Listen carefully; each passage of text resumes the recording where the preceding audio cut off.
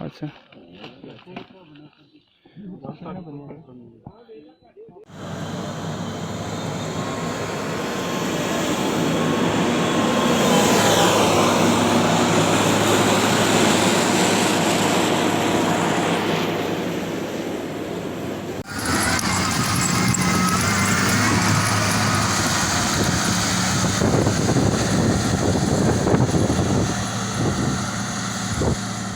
मौसम जितना भी सर्द हो, मौसम जैसा भी हो, जब तक आखिरी सैयाह अपनी बाहिफाजत मुकाम पर तक नहीं पहुंच जाता, इंशाअल्लाह हमारी रेस्क्यू रिलीफ एफर्ट जो है वो जारी रहेगी।